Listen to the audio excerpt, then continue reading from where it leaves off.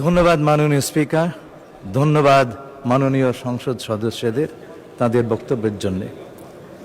বর্তমানের এই পরিবর্তনশীল এবং ভূ রাজনৈতিকভাবে জটিল বিশ্ব ব্যবস্থায় একটি রাষ্ট্রের উন্নয়ন ও নিরাপত্তা অনেকাংশেই তার দূরদর্শী ও সক্রিয় কূটনৈতিক তৎপরতার উপর নির্ভর করে।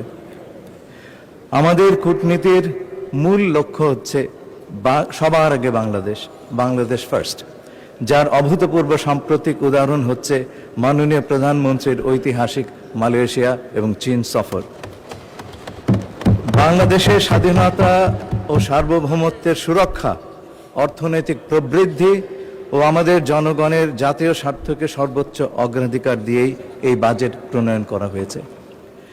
প্রস্তাবিত ১,৮৪৪ কোটি ৪৩ লক্ষ টাকা কোনো সাধারণ ব্যয় নয়, বরঞ্চ এটি আন্তর্জাতিক অঙ্গনে বাংলাদেশের অবস্থানকে আরও সুদৃঢ় করার একটি কৌশলগত বিনিয়োগ।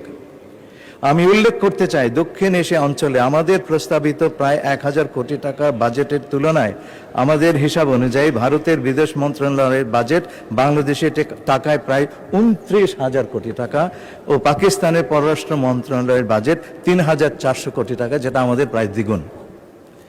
ছাঁটাই প্রস্তাব অনুযায়ী পররাষ্ট্র মন্ত্রণালয় সংক্রান্ত ১৬ নম্বর দাবি হ্রাস করে ১ টাকায় নামিয়ে আনা হলে বিশ্বের বিভিন্ন দেশে আমাদের দূতাবাসগুলি বন্ধ করে দিয়ে আমাদের স্বাধীনতা ও সার্বভৌমত্বের প্রতীক লাল সবুজের পতাকা নামিয়ে ফেলতে হবে। বন্ধ করে দিতে হবে প্রবাসীদের দেওয়া আমাদের সকল সেবা। জাতিসংঘের সদস্য হিসাবে বার্ষিক প্রদেয় চাঁদা আমরা দিতে পারবো না, যার ফলে জাতিসংঘে আমাদের সদস্যপদ স্থগিত হয়ে যেতে পারে।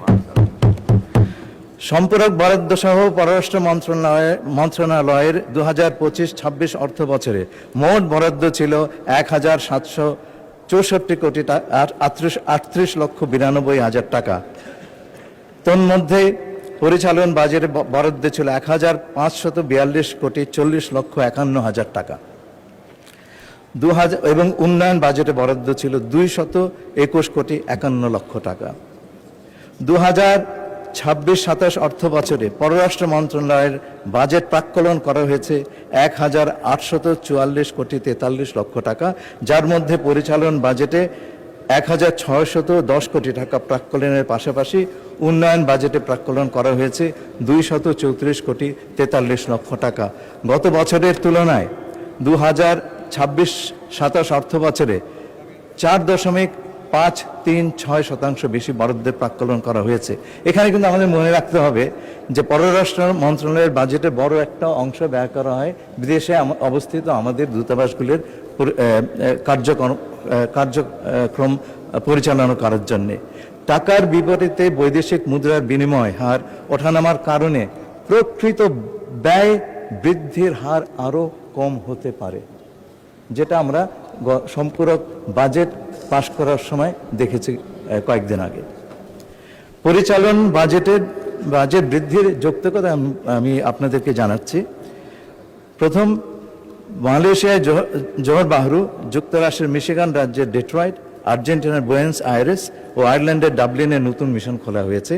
উক্ত ৪টি মিশনের কার্যক্রম আগামী অর্থ বছরে শুরু করার জন্য মোট ৩০ কোটি ৩৯ লক্ষ ৯৫ হাজার টাকার বরাদ্দ রাখা হয়েছে।